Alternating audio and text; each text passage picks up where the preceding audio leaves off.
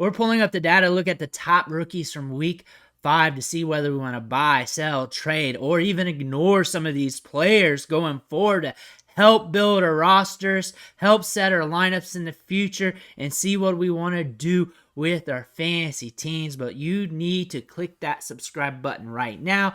Give it a good tap with the finger on your phone, click with the mouse, whatever you got to do to get the job done. We're doing deep dives on some of these lesser known players every day. We're going over the rookies. We're going over the waiver wire extensively with multiple videos. We're helping you set those lineups at the end of the week to get you ready for Sunday. We're helping you win those trades and everything else. Click that button. Stop missing out. Let's look at the rookies from week 5, and we're starting it off with Devon Achane, whatever. 21.5 PPR fantasy points.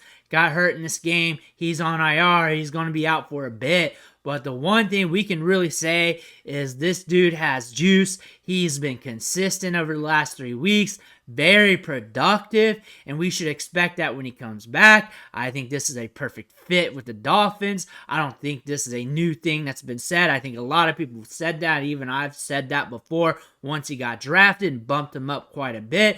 He is up there in the rankings now, especially in Dynasty. He's bumped up quite a bit. One of the most valuable players in Dynasty right now when you're looking at the young rookie running backs, the young running backs in general, because he's been productive. You see the offense too, how they can move the football. He had a 50% opportunity share last week, 151 yards and a touchdown, and he's doing that every single week.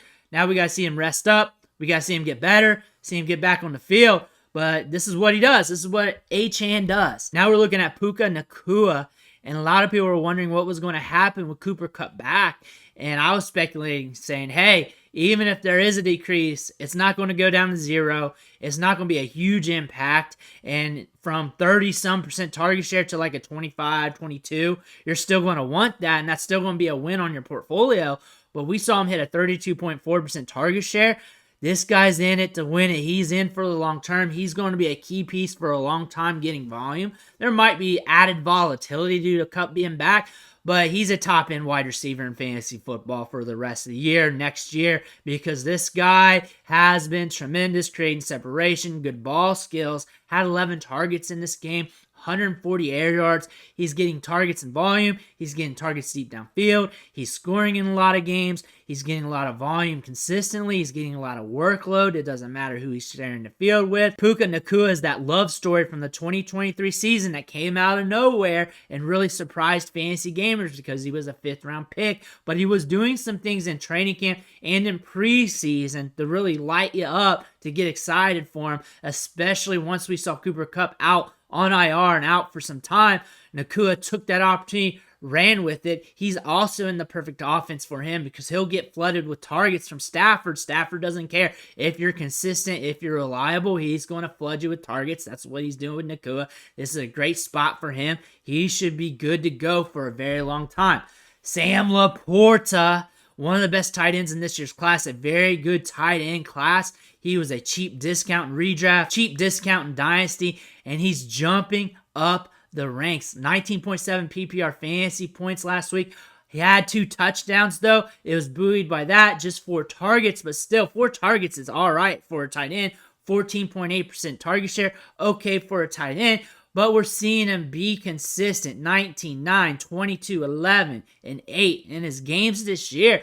So he'll have some down weeks, as you expect for a rookie tight end. But again, you're getting some of these games where he's pushing 20 fantasy points. You don't get that too often at the tight end position. You're getting pretty consistent results for the tight end position because this is a very wonky position in fantasy sports where it's very up and down, and the tight end 8 is usually not too far off from the tight end 25 in scoring rankings each week. So that's something to look at here. And the fact that he's a 2nd-round rookie, which usually 2nd-round rookies don't hit in their first season, it usually takes them some time, and they're a good bet against. He's not. When you look at it from that standpoint, he's in the top 1 percentile. He is a rare breed here, scoring fantasy points during his rookie season with that draft capital, and he's a tremendous tight end prospect coming out of Iowa, and he's a guy that's going to be productive for a very long time. Jordan Addison is stepping into a bigger role with Justin Jefferson out. Look for him to get a bigger target share at 19.6% target share last week, 9 targets. Look for him to hover around there, maybe even more. Look for him to gain more ground. Look for him to get more opportunity, 104 air yards. Usually he pushes out around 80 to 90 air yards a game, but now he's getting more targets. Probably more targets deeper downfield. 18.4 fantasy points. Look for him to be very productive for the rest of the season because Jefferson's out. This team throws the football still. They're not going to stop doing that. They want to run at a fast pace still. They're going to try to identify as that. With Jefferson out, look for them to still be one of the top teams in pace, or at least try until it breaks, and maybe they got to slow things down. Addison should benefit, still should be getting targets, should be getting some opportunities that should go his way because he is a very good prospect. First round draft capital, broke out with 2 different collegiate programs. Good route runner, can separate, very dependable. Addison's on the come up even more.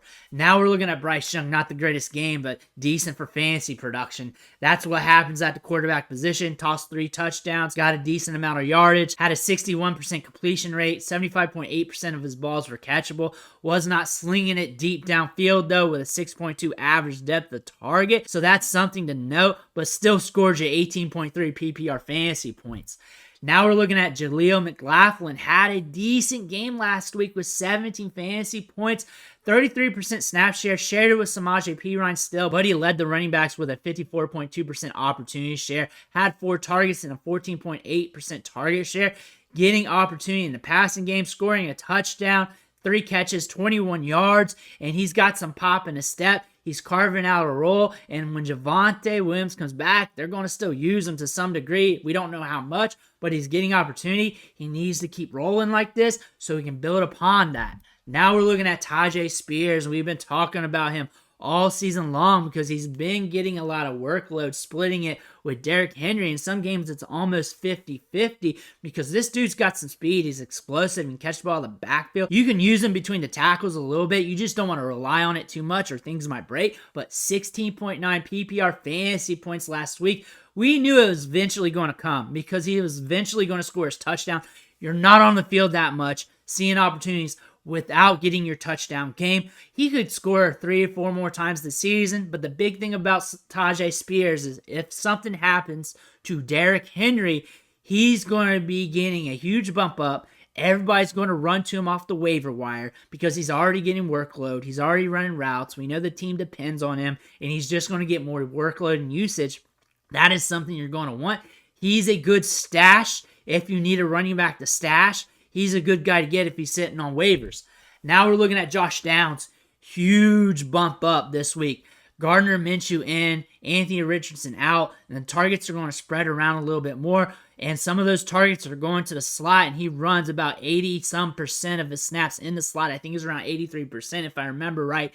15 fantasy points last week, saw 6 targets and a 25% target share. 25% target share is pushing elite workload there for a wide receiver. Plus game scripts, if this continues to happen, means that he's going to have some splash weeks. 15 fantasy points is very good for a young slot wide receiver, but we could see more workload coming his way, especially in games where they got to shoot it out, and they're going to shoot it out even more with Minshew there because he's going to spread it around a little bit more. He's not going to take off and run, so there's going to be some opportunities. He's also running a lot of routes per game, 82.1% route participation rate, so he's getting the work. Targets are coming. Good player to put a chip down on. Now we're looking at CJ Stroud. This was a down game for him, 14.2 PPR fantasy points, but it was respectable still, so you're not upset that he scored that on you and had some good metrics here. Just completed 57% of his passes, but that's something to expect from a rookie. A couple down games here and there, but it was still respectable. It was okay. 8.4 average depth of target, 76% of his passes were catchable. Still accurate downfield, still sling it downfield. Nobody should be worried about Stroud. I like Stroud. I like him for the long haul. He's exceeding expectations. He's playing well. Maybe you can catch him as a cheaper get, considering he had a lower scoring game last week, but I don't see that happening. I think he's on the upswing still. The fact that Bryce Young scored more fantasy points on him is just a funny joke from last week, But still, CJ Stroud, strong quarterback prospect, something that we were not expecting to be this heavy in fantasy scoring and an NFL promise as well.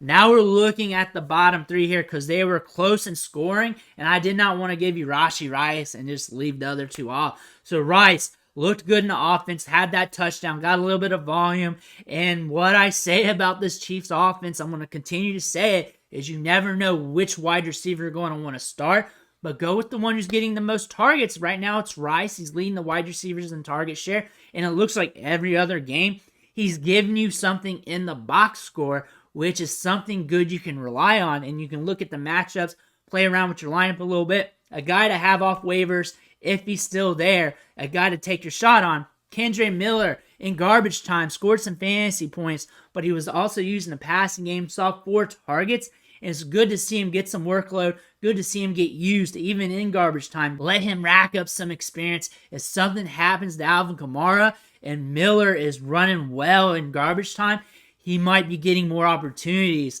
when that time comes, or if that time comes, and we could have a breakout candidate here. He has good size, adjust athleticism, and that could pop off on any given moment. His former teammate from TCU, Amari Demercado, is going to get some run here. Good athleticism. James Conner is out. We might catch some upside here.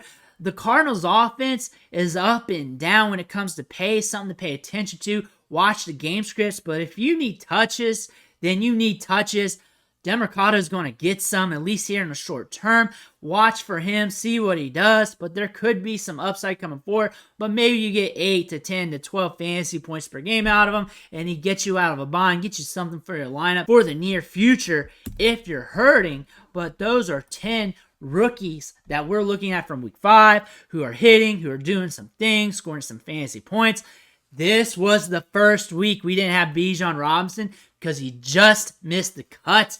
That was interesting. Was not expecting him to miss a week, but the odds said he was going to miss one somewhere or another, so we'll probably talk about him next week. But he did score all right for fantasy. Still scored you double digits, even on a low game. Let me know what you think in the comments below. I want to hear about it. Make sure you hit that subscribe button on the way out. Catch you on the next video.